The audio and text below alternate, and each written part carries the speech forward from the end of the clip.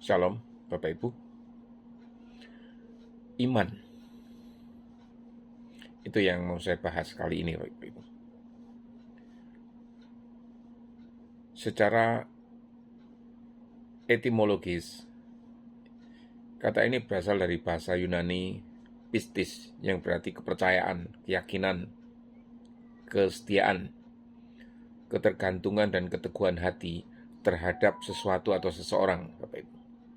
Di dalam bahasa Ibrani, kata dasarnya adalah emunah, dari kata aman yang berarti teguh, dapat dipercaya, kokoh, setia, ya Bapak Ibu ya.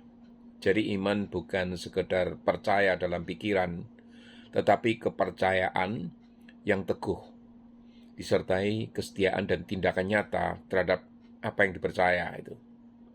Ayat yang paling jelas adalah iman adalah dasar dari segala sesuatu yang kita harapkan dan bukti dari segala sesuatu yang tidak kita lihat, yaitu di Ibrani 11 ayat 1 itu, Bapak Ibu ya. Jadi makna dasarnya atau hipostasisnya sesuatu yang menopang, fondasi yang membuat harapan menjadi nyata, Bapak Ibu. Sedangkan bukti atau elkhosnya, keyakinan di dalam hati yang memberi kepastian walau mata itu belum melihat, Bapak Ibu. Jadi iman adalah kepastian batin yang membuat hal yang belum nyata itu menjadi seolah-olah sudah terjadi karena kita mempercayai firman Allah sebagai kebenaran yang mutlak itu. Nah, apa saja unsur-unsur iman itu, Bapak Ibu? Iman sejati itu memiliki 3 unsur utama, Bapak Ibu. Yang pertama adalah pengetahuan atau notisia, ya, mengetahui apa yang dipercayai, ya, isi dari suatu kebenaran, misalnya, ya.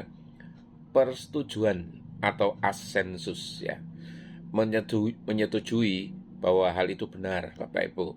Dan yang terakhir adalah kepercayaan pribadi atau fidusia, ya, mempercayakan diri sepenuhnya kepada Allah dan janjinya ini. Tanpa unsur yang ketiga, iman hanya tinggal pengetahuan intelektual tanpa penyerahan diri, Bapak Ibu.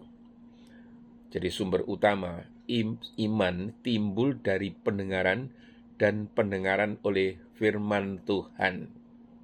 Ini seperti yang diungkapkan di Roma 10 ayat 17 ya Bapak Ibu. Iman bukan hasil dari sugesti, Bapak Ibu. Bukan keyakinan buta, tetapi respon terhadap pewahyuan Allah melalui firman-Nya.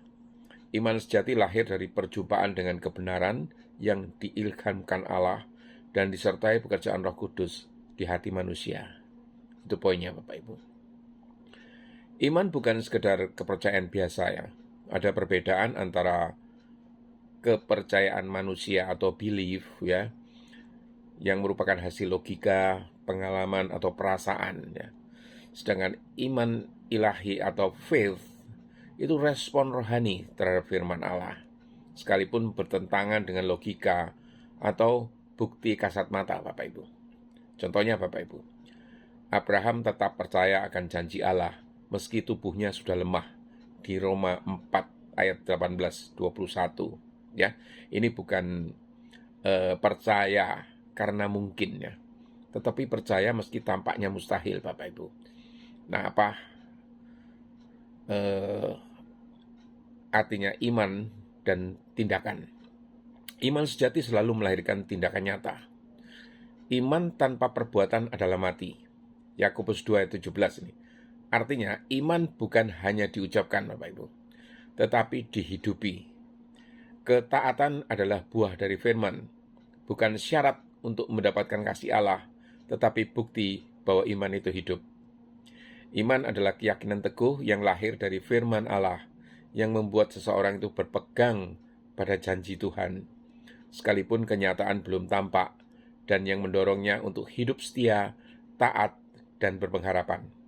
Kalimat ringkasnya, iman adalah jembatan antara janji Allah dan kenyataan hidup kita. Lalu bagaimana dengan iman sesaat, Bapak Ibu? Ini yang dinamakan, pernah saya bahas ya, iman kalau ini ya. Iman sesaat adalah iman yang bersumber dari perasaan atau situasi, bukan dari pengenalan yang dalam akan Allah, Bapak Ibu. Biasanya muncul karena sesuatu atau suasana rohani yang menggugah ya, mujizat atau pengalaman emosional sementara, Bapak Ibu. Orang yang menerima benih di tanah yang berbatu-batu itu ialah orang yang mendengar firman dan segera menerimanya dengan gembira, tetapi ia tidak berakar.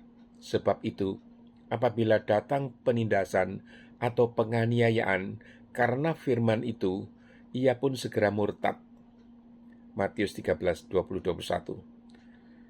Tanda-tandanya Bapak Ibu. Percaya kalau Tuhan memberkati.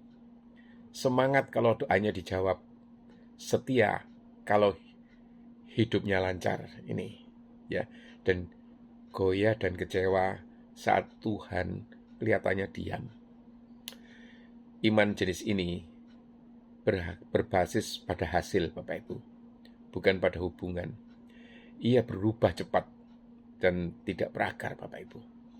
Nah, apa lalu iman yang diimankan atau iman walau? Iman yang diimankan adalah iman yang dimurnikan lewat ujian dan penyerahannya. Ia bukan lagi sekedar respon emosional, tetapi hasil dari perjumpaan pribadi dengan Allah yang dihidupi setiap hari, Bapak Ibu. Sekalipun pohon ara tidak berbunga, pohon anggur tidak berbuah, hasil pohon zaitun mengecewakan, namun aku akan bersorak-sorai di hadapan Tuhan. Habakuk 3, 17-18. Tanda-tanda ini, tanda-tandanya Bapak Ibu. Tetap percaya walau belum melihat hasil. Tetap setia walau doa belum dijawab. Tetap bersyukur walau keadaan sulit. Hidupnya berakar pada janji Allah, bukan suasana hati, Bapak Ibu. Iman ini bukan sekedar perasaan percaya ya, tetapi keteguhan hati untuk tetap mempercayai Allah apapun yang terjadi, Bapak Ibu. Nah, apa yang terjadi dari iman sesaat ke iman yang diimankan? Ini bukan proses yang tidak mungkin ya, Bapak Ibu ya. Allah sering mengizinkan masa-masa kering ya, supaya iman kita ini bertumbuh dari sekedar percaya karena merasakan, menjadi percaya karena mengenal itu. Sebab ujian terhadap imanmu itu menghasilkan ketekunan. Itu yang dijanjikan dari Yohanes 1 ayat 3, Bapak Ibu. Iman sejati tidak lahir dari kenyamanan, melainkan dari pergulatan batin bersama Allah di tengah ketidakpastian, Bapak Ibu. Contoh Alkitabiahnya. Petrus berjalan di atas air. Ini iman sesaat, Bapak Ibu. Percaya saat mata tertuju pada Yesus, tapi tenggelam saat melihat anginnya. Merasakan angin, Bapak Ibu.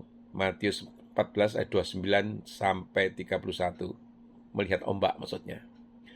Abraham menantikan Ishak. Ini iman yang diimankan, Bapak Ibu. Tetap percaya janji Allah meski menunggu puluhan tahun. Roma 4 ayat 18-21. Ya, bayangkan kehamilan Sarah itu dinantikan puluhan tahun. Ayub, iman walau, sekalipun ia membunuh aku, namun aku akan berharap kepadanya. Ayub 13 ayat 15. Mari Bapak Ibu, kita berefleksi secara pribadi ya Bapak Ibu ya.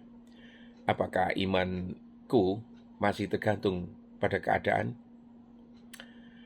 Apakah aku percaya karena melihat atau melihat karena percaya? Apakah aku mengenal Allah cukup dalam untuk tetap berkata, walau aku tak mengerti, aku tetap percaya Engkau baik. Tuhan, ajarku untuk tidak hanya memiliki iman yang sesaat, tapi iman yang diimankan, yang berakar di dalam kasih-Mu. Tetap teguh walau badai datang, tetap setia walau jalan tidak jelas. Biarlah aku mengenal-Mu lebih dalam daripada sekedar mujizat-Mu. Jadikan hidupku kesaksian dari iman yang bertahan. Dalam nama Yesus aku berdoa. Amin.